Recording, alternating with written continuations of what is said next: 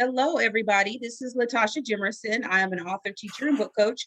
And today I have a very special announcement. We have a person who finished the 5-day challenge, wrote an ebook in 5 days. It's up for sale, and we're going to share it with you guys so that you can see exactly what it's all about. So I'm going to go ahead and mute myself. Walt, go ahead and introduce yourself. Tell everybody what your experience was like. And then we're just going to go through your book and just see what it's all about. Wow. Okay. Hello, everybody. My name's Walt Frasier. I have a comedy school in Times Square, New York City. I've been doing comedy just about 20 years, 2001 rather, right after the night, well, basically 9/11. I was an actor, but living as a waiter. And after 9/11, I kind of got focused, all it was like, you think like a lot of people did in the last year and a half, it was one of those cathartic moments like, oh, why am I in New York City wasting all this money just to be a waiter? So I got focused, and my wife and I started a comedy troupe. 2011, we started a comedy school. And this book is basically a summary of how I teach stand-up comedy to kids, teens, and adults. And in the last year and a half, I have been online, and we're back live now too, but we have these online classes too. So I've been kind of codifying all my information. And I literally met with Latasha on Tuesday for about 10, 15 minutes after signing up for the 5-day course. I couldn't make the Monday night meeting. We talked Tuesday, 10 minutes, and I sat down for 2, 3, or maybe almost 3.5 hours and just took all my notes and put together a 13-page book in a day, in like a third of a day, I guess. But I basically wrote the whole book. I did days, 1, 2, 3, 4 in 3 hours on Tuesday. And so it can be done. And I think if anybody's going to take this course, when you set up that 10, 15 minutes or set up that thing Monday, set aside some time. Because like, if you're like me, getting started is the hard part. Once you get started, like, okay. But if you get stopped by something, you're going to really have a hard time getting back to it. So I just stayed there. And after some notes, Latasha gave me some great notes about whittling it down and focusing it. And it's a great 8-page workbook now about how to put a 5-minute comedy routine in 4 easy steps. And literally, that could be literally 4 days. If you're going to open mics, Monday, Tuesday, Wednesday, Thursday, it could be 4 weeks. We have a 4-week class that I teach on Monday nights. You can come to our class, and it works like an open mic with feedback. But basically, it's a stand-up comedy workbook, comedy for life, because I'm not really trying to create professional comedians here. Now, professional comedians or wannabe professional comedians can use this book. But my goal is, in a lot of my classes with kids, teens, and adults, it's much more about let's just spread some really much needed laughter. And my experience is, my number one rule is have fun. We'll get into that a little bit. That's a very important part of my book. But as much as people have fun watching comedy, creating comedy is so much more fun. It's a little secret. I hate to say it sometimes, but I jokingly say I feel weird about getting paid to be a comedian because I'm having more fun on stage than all the people. And it's just one of those things. I absolutely love it. Please don't stop paying, or don't, but I have so much fun on stage. And so my encouragement is, and a lot of people, stage fright is the number one fear in this world. And I think it boils down to being a fear of the unknown. So when I teach comedy, my biggest mission in the world is to get people to stop being afraid. Because I feel if you can conquer the fear of getting on stage, not necessarily even for comedy, improv, stand-up, acting, singing, whatever it is, just doing a poem. If you can conquer that fear, you can do almost anything because it's that fear of the unknown. And then you realize, oh, once you're on stage, oh, my fear of that was so much worse than what it was, right? So you just break through. You need that moment of like, oh, I'm okay now after that experience, yada, yada, yada. So this is the book, and this is what I put together this week. And this is basically my motivating statement, and it's a whittled down version of what I've been saying for years. But yeah, empower yourself using comedy to develop your creative, community, and leadership skills. Comedy builds stand-up, creative writing, critical thinking, self-confidence, public speaking, listening, focus. I use comedy to teach corporate teams, team building, leadership, sales, service, yada, yada, yada. Like I said, my number one rule, have fun, but never at anybody else's expense. And these are just all the bullet points, and this is page just kind of like, hey, this is what we're going to do. But we jump right in. Step 1, brainstorm ideas. If you're going to your first open mic any day, you're coming to my first class on a Monday night, you want to do this little worksheet before your first time on stage. And it literally is just brainstorming. And I think that what makes this book so approachable for everybody. Most people think, oh, I could never do that. I could never sit down and write a comedy routine or just get up and be that funny. You know what? The professional comics that you idolize and like, oh my God, how do they do that? They didn't start doing an HBO special 20 years ago. They were doing this. They were in an open mic, falling on their face hard 100 times before they got the first good joke. And it's not always that bad. A lot of times you get a really good joke, and then but to really get to that point where you're a great comic, talk to Seinfeld, talk to Chris Rock.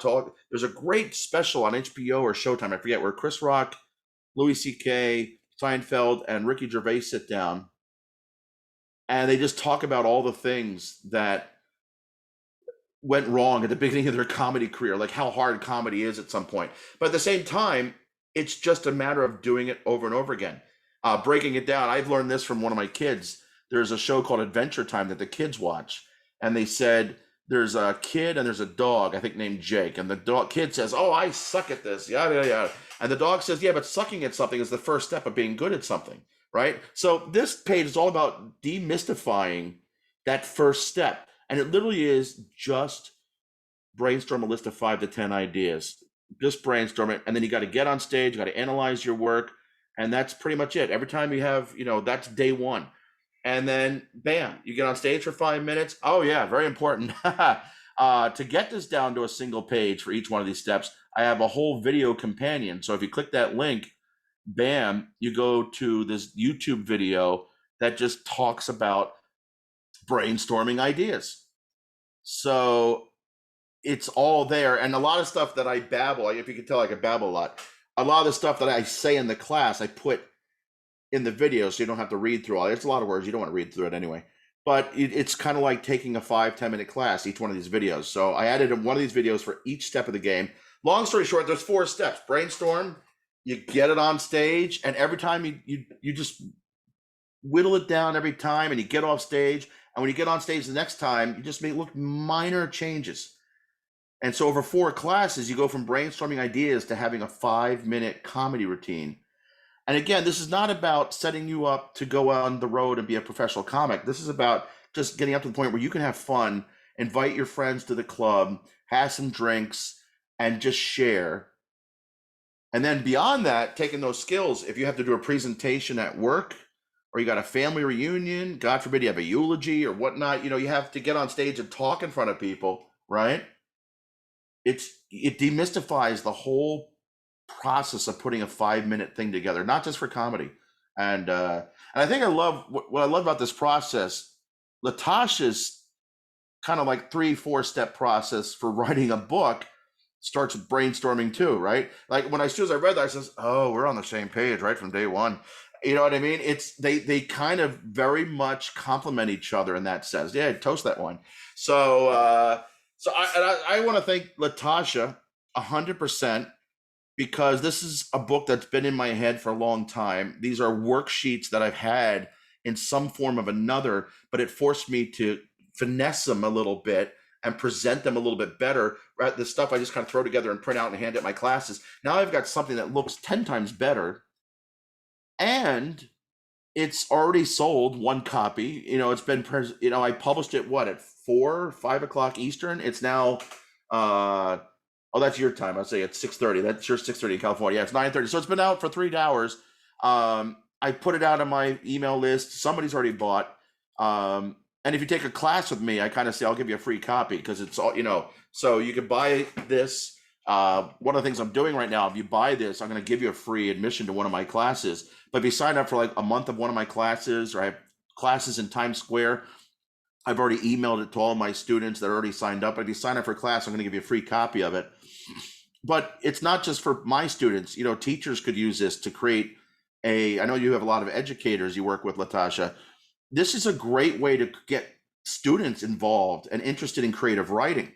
It's a great way to teach creative writing to kids and teens and whatnot. Second step is brainstorming details. So you brainstorm ideas, you brainstorm details. So basically, like your 3-step program is my 4-step program, but it's the first 2 steps are just different steps of brainstorming.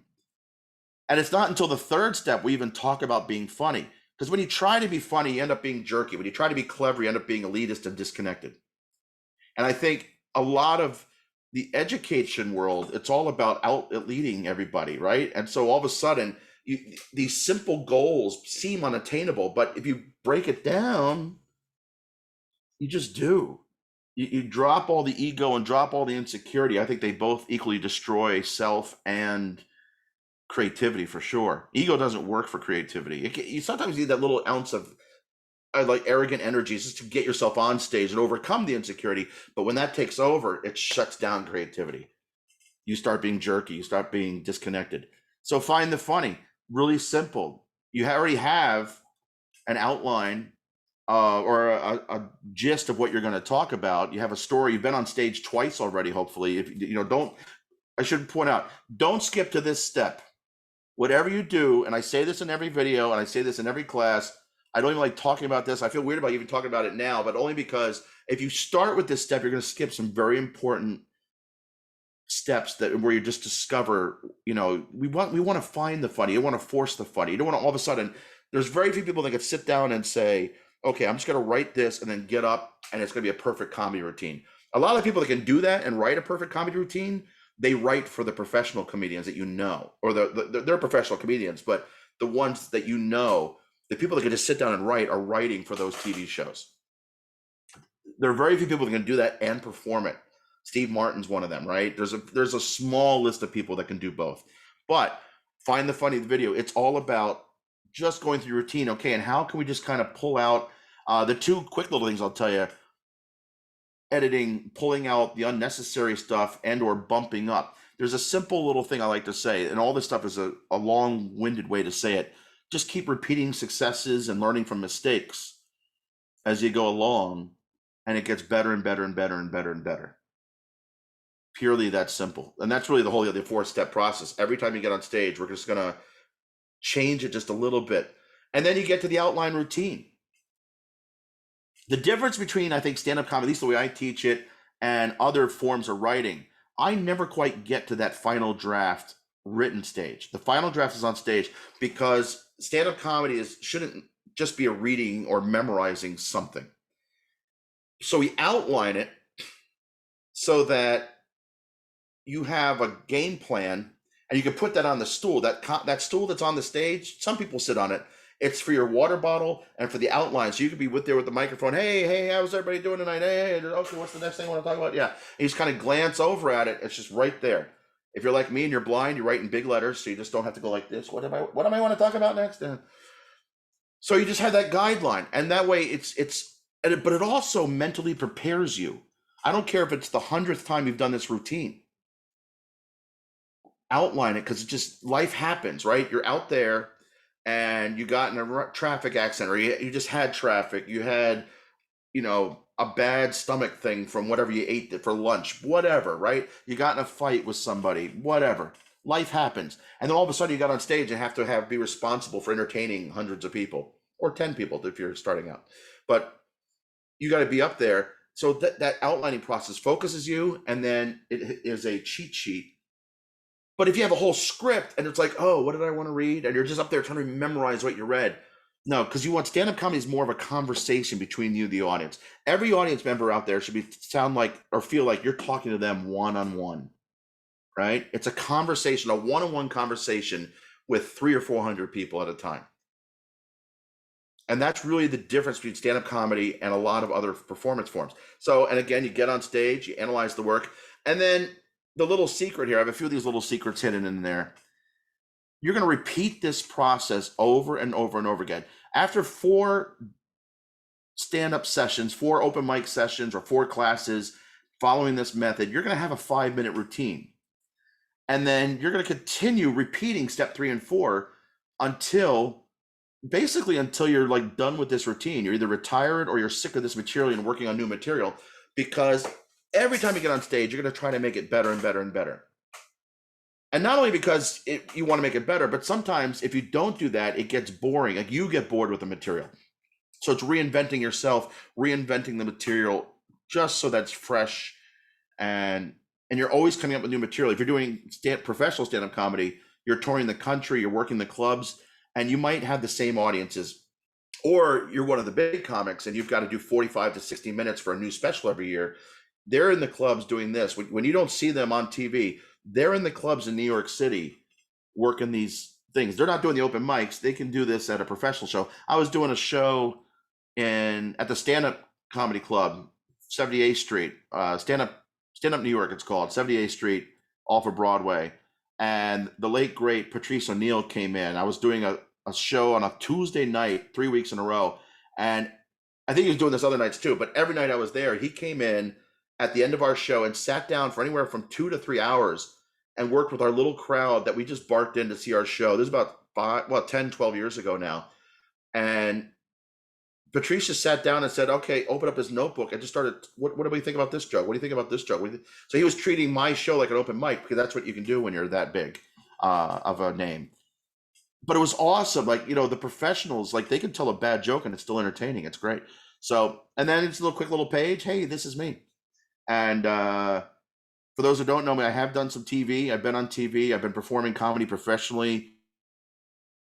I should say for 18 years. I've been doing it for 20 years. For about the last 18 years, since 2003, I've been doing colleges, clubs in New York, producing my own show since 2004. And we're in Times Square. We're off Broadway doing improv comedy. I'm at the Broadway Comedy Club. I do corporate events. I have like Fortune 500 clients. I'm a New York DOE vendor, school vendor. I do residencies, corporate team building, you name it, college shows. And that's my website. I hope it works, the link. But there I am. And my website's broken. I think if you tap the top there, oh wait, there it is. It's just the pictures are missing. But if you refresh it, I think it comes open. There's something wrong with that when you go right to the page. For some reason, the pictures don't come up. But that's stand-up comedy, the workbook. And like I said, I spent 3 hours on Tuesday, and then today I spent about 4 hours taking all the notes from Latasha and other people. One of my students' parents is an English teacher at a private school in New York. She did some edits and typo checking for me, and I whittled it down. And I did the videos and I had versions of videos out there, but they needed to be better. So I did new videos, and then I published it on using ConvertKit, right? And it's also currently uploaded to Amazon Kindle. That takes a day to 3 days to get approval. So by Monday or Tuesday, it should be on Amazon too. And this is a page I published, because there's a page that's a landing page for the book, but I have my blog, NewYorkImprovTheater.com. And you can buy the book here. There's a link to the landing page for the book, a little bit more about the book. And but if you click on that, it clicks right to the landing page. And this is what ConvertKit sets up for you. And like I said, I've already had a sale. And what I like about this is the percentages are better than Amazon. It's like they only take 10%, I think, or something like that, right? I mean, it's ridiculously good. And just sending out the link to my email list, and I think it's a great tool. I want to thank Latasha for helping me just get it out of my head and getting me focused. I've been very inspired this week, and I'm eating healthier too, because I've been focused. If nothing else, spending 8 hours on the computer is when you don't have time to eat. So, but I'm excited. And anybody have any questions about it, or I just want to say thank you. I know Renee has a question, but before you ask your question, Renee, I just want to say welcome, Kelvin. Hey, Kelvin. Tonight is the Walt show. Walt finished his ebook in about a day and a half. Kelvin, I want you to share your ebook as well, but I want you guys to ask questions of Walt. And if you guys want to purchase his book, he's definitely Walt, can you put the link right here in the chat box? Yeah, sure. That way we can just go ahead and buy it. And for anybody who's watching this at home and you're not with us, hi, hello, welcome. This is what we do. Great to see you, Calvin. And well, that was a wonderful summary. And you just had so much enthusiasm about it and everything that you went through as you were processing the whole thing, and your debut with it. That's fabulous. I appreciate that. Thank you. You're welcome. By the way, as I was looking at the book, if you want to go back to it, I found 2 typos. I'm sure. I appreciate it. That's what's great about networking with educators. You want to go back, I can show you.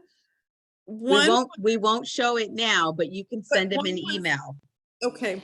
Yeah, One was, you can. don't ever say not no, or don't say no, but I think you said don't say now. Don't ever say no, but don't ever say now. And then the other one was your closing statement.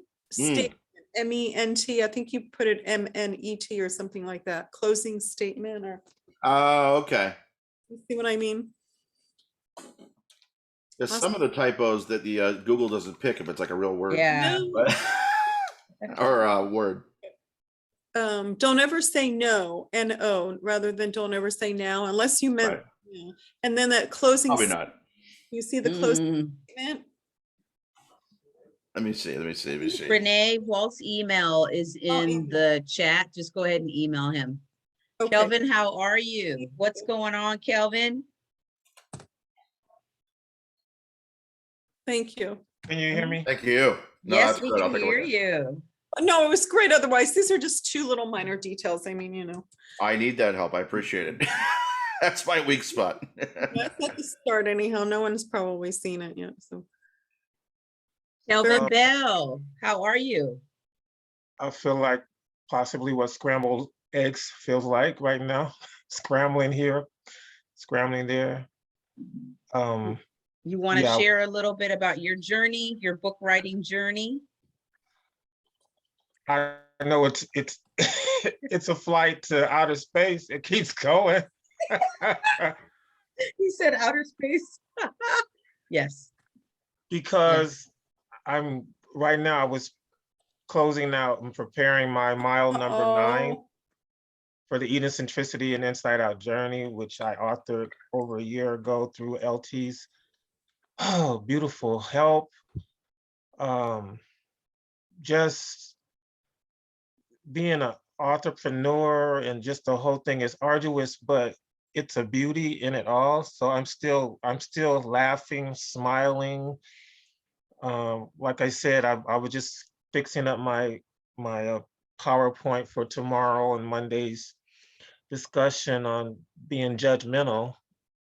And it's the enthusiasm and the drive and being connected to the divinity and the creativity. It's just that part keeps it so sobering. So having created 2 editions of Eden Centricity and then challenged to do the 5-book challenge.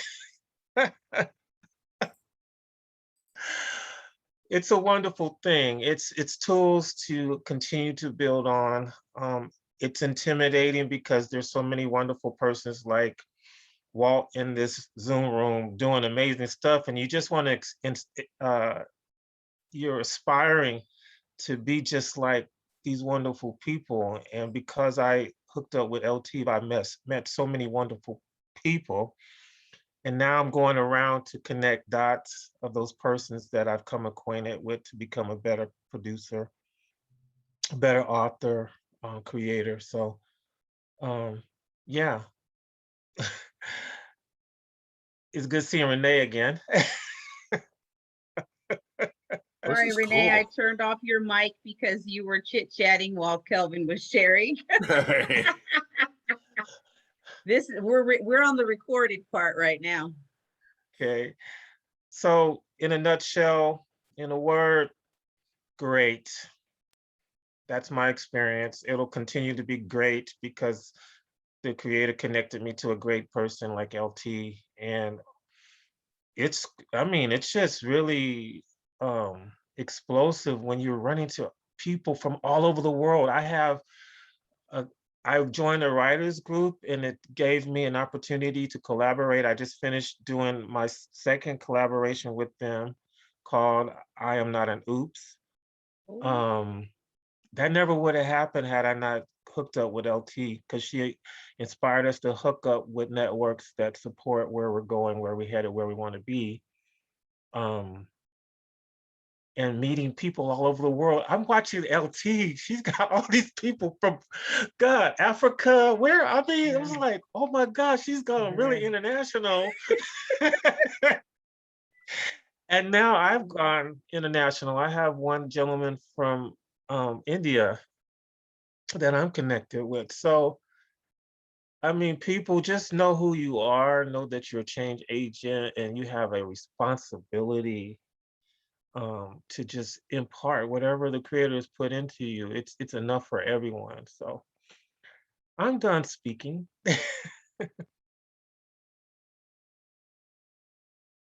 Hi, ebook. I Thi- love your covers. Just wanted to put that out there. Yeah, Oh, this is actually, okay, so this is one Canva. of the iterations. Have been many iterations of this book. I don't think I have the final copy, Kelvin. It's pretty close to what's on the website, Okay. on our website. But again, that's that teaching us how to fish. So I hadn't engaged with Canva. So that ebook cover was just something I pulled off of Canva, but I'm still like, I'm seeing my old cohorts and participants, they're doing wonderful stuff. So I'm just positively jealous and I want to get involved in that creative portion. And I'm looking at you, Walt. I'm like, oh my God, I made your website a favorite. I'm like, oh my God, this is juicy. Possibility Speaks. Is this your Yeah, website? that was the 5-day challenge. Oh, I took it from a study that I began, and I've been empowered before the pandemic hit to pay attention to my voice, and it was just taken from an episode in Ezekiel in the Holy Bible where the prophet was asked to speak to these bones and make them live. So that energized me. And with Eden centricity, it's about getting back to the values of the beginning and where our creator said, let there be, and that's in us. We're imaged and we're in likeness. And so I'm branding that now for the rest of my life to bring hope to hopeless situations. And this comedy thing, I mean, medicine does the heart good, right? Keeps me young. Oh my God, yeah, exactly. So from the West Coast to the East Coast and everything in between, let's pull everybody together. I mean, I mean, with my wife, we're doing Chance to Faith because of me coming to her HIV positive and producing a miracle child who's in his 4th week of Navy boot camp. I mean, there's a life above what we're seeing. You know what I mean? yeah. So let me be raw. Let me be raw with you guys. That's the pretty picture up there right now, but here I am. There you are, Kelvin. Great to see you. Look at you in orange for September and fall, huh? Yeah, it's a little Bronco-ish. My son's god brother played for the Broncos a few years ago, so I have a Broncos. Broncos. Awesome. Where, Yeah, where Denver, we're located? Denver. Denver. Yeah. Where I went to school in Santa Clara University, they're called the Broncos too, although I Oh, said, okay. Yeah. So I'm glad I saw your email, Latasha. I had to run through my university and try to get to but I applaud you, I applaud Renee, and I applaud my new friend, Walt Frasier. Thank you, sir. Ditto. Ditto. yeah, I think you'll get a lot of sales because, you know, your book it's just enough to digest and reference for usage. It's not big and bulky for the reader to get like all encumbered and all this stuff. It's enough to just keep them focused on, you know, this is what you have to do, 1, 2, 3. Right. I think you have I appreciate that. 4 steps. Did you have? Or 5? That's Latasha's notes because again, it was 13 pages. There was a lot of words, and I just got it down to like the basics, and then realized, okay, once they're on stage and taking a class or working with another mentor or whatnot, they'll fill in those blanks with the other stuff. But it is, you know, as I can tell you, I love to babble. So, but it's easy to babble when you start typing the book too, and I realized this needs to be so much less. I just let material and let their material speak for itself in a lot of ways as they're creating their little comedy routines. But again, I'm so inspired. I just I was really bad mouthing Clubhouse about 6 months ago. I didn't get it. You know what I mean? It's like everyone's just talking, Yeah. and then finally I started to listen. I think, and started to network really, and started to Yeah. find some rooms that clicked. And like I was telling, I've had a similar cathartic moment with singing this week. I'm a trained opera singer, and all of a sudden, I left it all behind 20 years ago. I've done a lot of church singing and whatnot, but I left it all behind. And as I did comedy, like my acting career took precedent over the singing career. Yes. And then all of a sudden this week, all of a sudden I just found my voice in a way that I don't know if I've ever had. Just become a similar experience, finding people in Clubhouse, being inspired, and not reinventing the wheel, just doing what I know how to do, but doing it. Shutting Yes. up, Yeah. no more laziness, stop the excuses, and just sit down and do it. Wow. That's the superpower. 100%. And that's what Because I'm back in the studio. I'm writing things that I thought died through some Yes. very nasty situations. yeah. I'm feverish right now. I mean, I'm co-writing with a Nigerian brother. I'm singing with a chorale now. So it's Oh, keeping, like you said, it keeps us what? Young, right? Yeah, oh, 100%. The arts. Woo. Yeah. Yeah.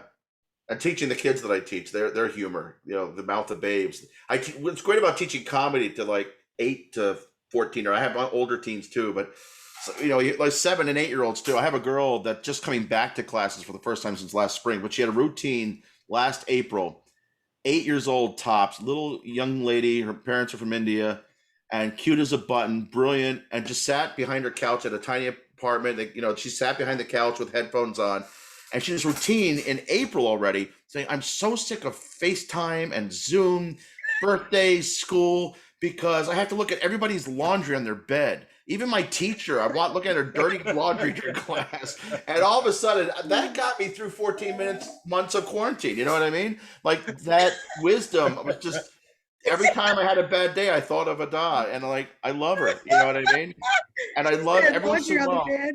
Yeah, I get comedy moments like that with the kids coming up with jokes. I'm like, oh, You said find the funny. The funny is in the laundry basket. yeah.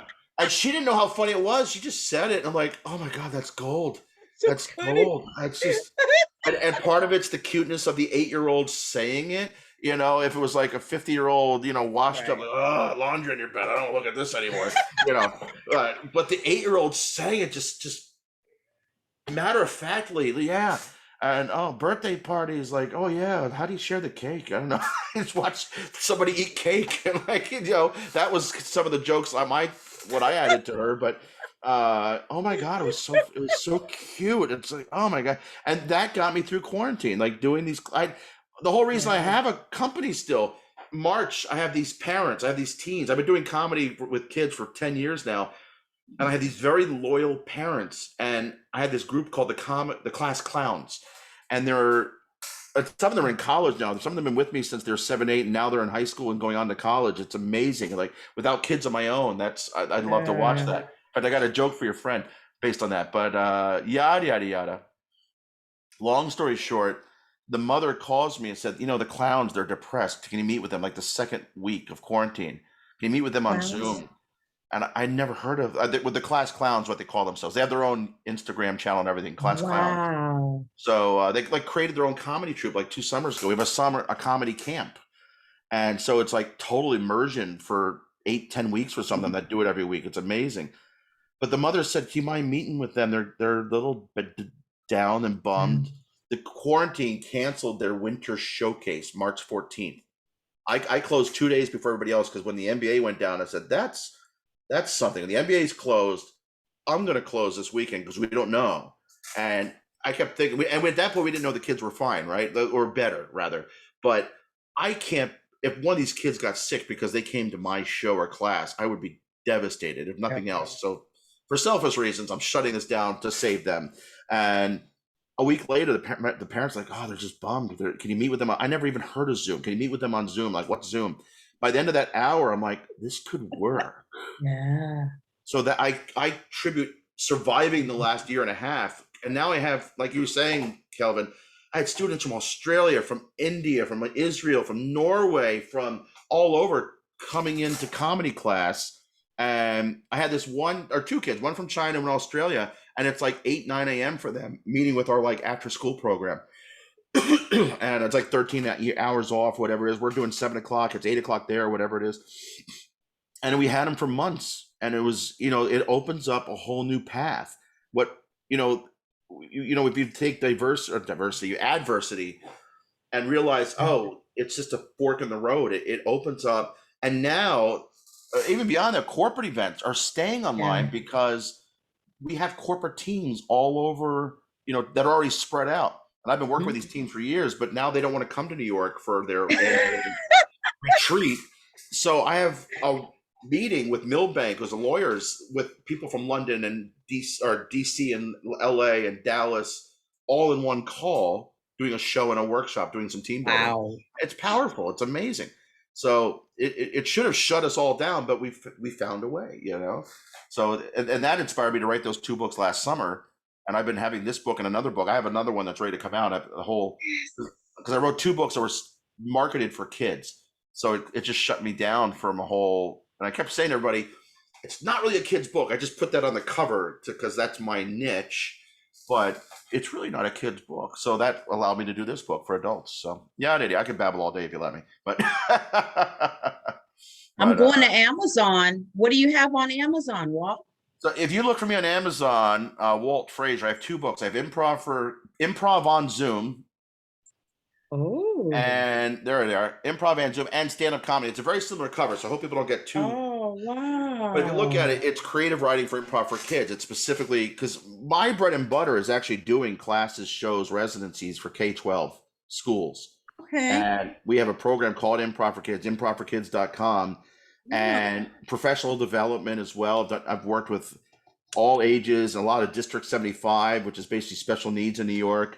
And actually, right before we shut down, I did 4 months where I was in every suspension site in Brooklyn and Staten Island, working with the suspension sites, doing professional development and working with those kids, using the comedy to kind of just open them up and get them talking. And it's very therapeutic. And and I'm actually. Yeah, it's just really powerful stuff. And the improv, I get these kids and I just do, sometimes it's a 30-minute workshop because it's, with a 45-minute class ends up being a 30-minute class in a school with just by the time everybody gets settled and the bells and everything else ringing up. But sometimes you just need that 5 minutes where you realize, oh, that psychological safe moment for 5 minutes in a world where you feel so beaten, battered, and you feel bullied at home and at school and in the neighborhood. And I'm not familiar with the psychological safety in corporations, but I started bringing that into the schools and working with inner city schools and working with teens. And I was doing one workshop one time and we just couldn't get any, like they just weren't in, they couldn't open up at all. Nothing I usually do was working. So let's just talk. I started talking about psychological safety and the teacher asked them, they're 14-year-old girls, about 8, 9, 10 of them. And the teacher said, that was connecting with them because they didn't have psychological safety at home. They felt bullied by their parents and their siblings, or at least not comfortable, like judged. And not necessarily a violent situation. Some were having seriously violent situations, but they just felt so judged. They did not feel comfortable having a single original thought of their own. And I think that was about 8 years ago. That's become a big part. Oh, no, it's not even that long ago. 2015 is when they came out with the Google study that I got into psychological safety. So it was right around 2016. And it became such a major part of my mission because if you work with the schools and when you're a teacher and you're just trying to manage 25, 30 kids and there's so many different things going on, like it's hard to give that one kid that one moment just to shine because there's so much.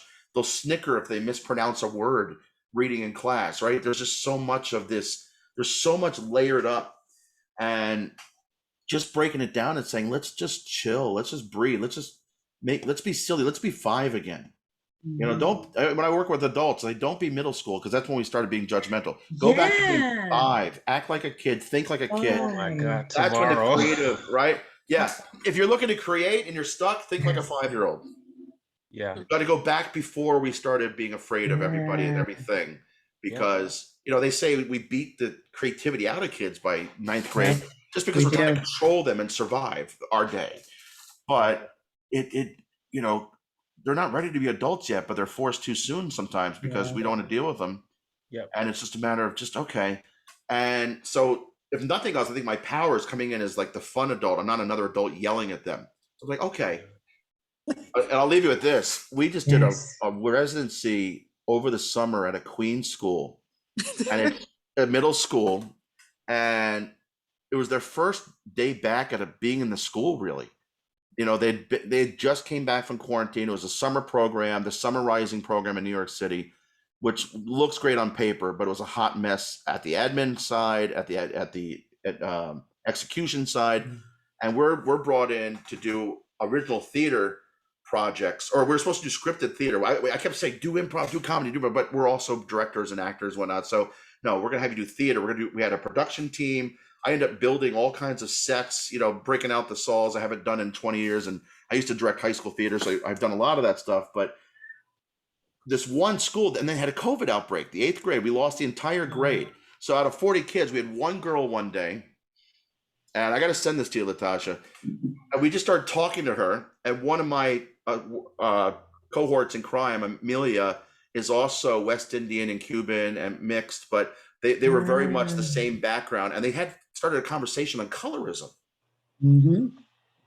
And that led because of the COVID, we really weren't going to get them to do a live theater production. We did a really interesting thing with Anansi with the 6th grade, the Kapiti. I don't know if you're familiar with the Kapiti story, the plains, but basically I think either West Indian or African folk tales turned into original theater pieces with the 6th and 7th grades. With the 8th graders, they end up doing a short film, like a 3-minute documentary of sorts, but with this girl Kendra just narrating her experience with colorism and then having the kids and the teacher act it out. And it's almost like a PSA, and it's beautiful. It's freakishly amazing. And it's just like, it makes you cry hearing, Wow. she got a note, her friend got a note from kids. Basically the story of it is, how are you hanging out with that dark girl, whatnot. And she starts talking, well, they're dark too. They have a dark auntie, they have a dark mother. And just the way she says it's like, again, mouth of babes, the wisdom of babes, right? And it's just so powerful. Like everybody in the world needs to see this because people don't realize, the way we treat each other. It's like, no, we should work together, yada, yada, yada.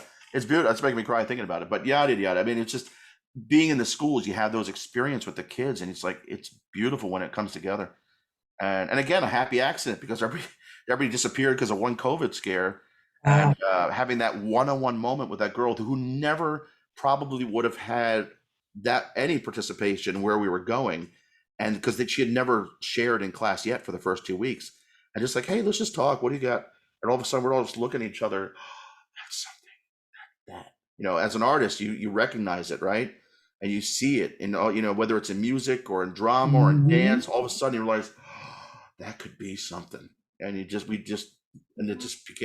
they filmed it, they edited it. It's just amazing. And that's why I love doing what I do. You have those experiences. For all the rough moments of being in schools where the bells going off as soon as you're getting somewhere good, Yes. It's like, I don't know how in LA, in New York, they have like 4 schools in one school now. So when you're working in the auditorium, you get the bells from all 4 schools. Every 30 seconds. Like, how do you get anything done in this building let alone arts, academics? I don't understand. God bless those of you who are in the building every day. And I love being so my story, I babble the story because you're looking for jokes for your friend, Latasha. Yes. I have a comedy routine that says, I love boats. But boats are always more fun when there's somebody else's because they have to take them home and clean them. If you've ever been on a boat, my parents had a boat and we would go out and we never went out because they had to clean the barnacles off the boat. But I love boats, but I could never have a boat. It's, bust out another 1,000. It's expensive. It's time. And I feel the same way about kids. I love being an uncle. I love being a teacher, the kind of teacher I am, because just when I'm having it up to here, I send them home to you and you have to clean them and you have to feed them. I get to be the fun guy. So so kids are like boats, you know. They're great when they're somebody else's. So and but Oh my I love gosh. being a part-time parent for a couple hours a day. So I love kids. I think I love kids more than most because I get to send them to somebody else at night. So I have a cat that wakes me up at 4 a.m, but no kids. No. Yada yada yada. Yeah, we have fun. So final thought for anybody who is thinking about doing a 5-day challenge and they're nervous because they don't think they have anything to say in a book. They don't think it's possible. What would you say to that person? You know, I glossed over it in my brainstorming exercise, but the thing I say, no comedian should say I have nothing to say. Right. Just start with the brainstorming exercise because I think it's not that we say we have nothing to say, but the real problem is we have too much to say. Yes. And where do we start? So Yes. and then we get overwhelmed, like so just do that Yes. list and then pick one of those things and go to step 2. And if it doesn't work, who cares? Go back to the first step. You know, if it doesn't work, you throw it away. It's not the end of the day. And you didn't share it with anybody yet, but just do one step at a time. And that's what's beautiful about your program. I think that's why my stand-up comedy works for a lot of like non-traditional comics. And that's why I have kids winning all kinds of awards. My kid was named by Kenan Thompson, the funniest kid in America. And she came in. But the only thing she did different than everybody else, she's one of those that listens and then does what she hears. She listened to how I teach it, and now she writes 5 minutes of comedy for breakfast. Like I don't know how I don't have that. Like she's just one of those. She's heard, oh, okay, I'll do that then. And next thing you know, she's winning this big award and going backstage to Saturday Night Live and going to LA to do shows with Kenan, and you know, and she's 14 years old now. That's when she was 12. She's 14 now. And I have one other girl, if you watch the reboot of Mighty Ducks, Sway is like the star on Mighty Ducks. And she's been, I can't take a lot of credit. She was doing Bollywood before I met her, but she's on Succession on HBO. She's like a working actress. But they're working because, you know, these are kids, but they're working because they followed the program.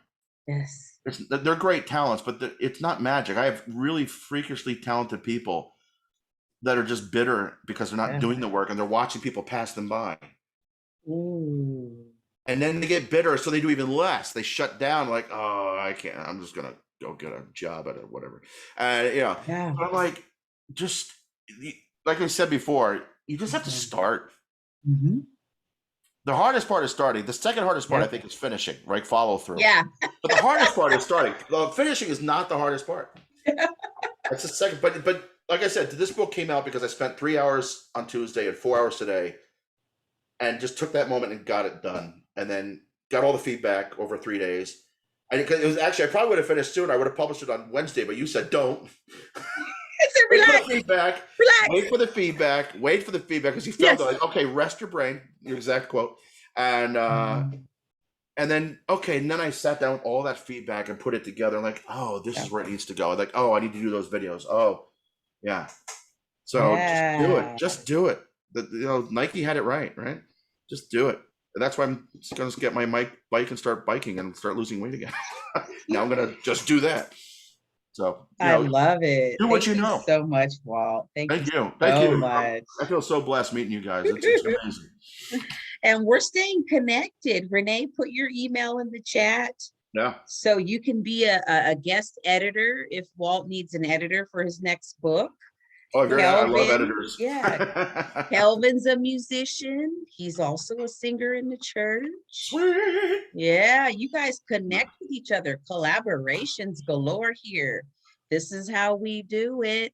I'm going to go ahead and close us out because we've been on here way over an hour. But, ooh, look at that. Respect. Okay, I got to watch the other movie. Oh, CC Bennington. Who's that? Oh, you want to hear some CC? Everybody dance now. Everybody dance now, yeah. I feel the music. Oh, I'm a little sweaty. Hey! Walk this way. Yeah. Woo! Thank you, everybody. And then there's gotta be. I really really should quit my day job of comedy and go back to Every time I try to stop the meeting, I hear something brilliant, and I'm like, I can't stop the meeting. I'm done. I'll just play you out.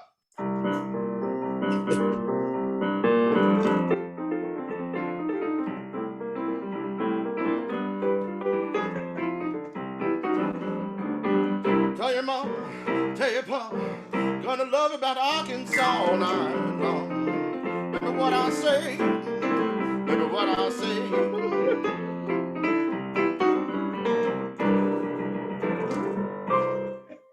Woo! Good night, everybody. See you next Energized. Thanks for time. sharing. Bye.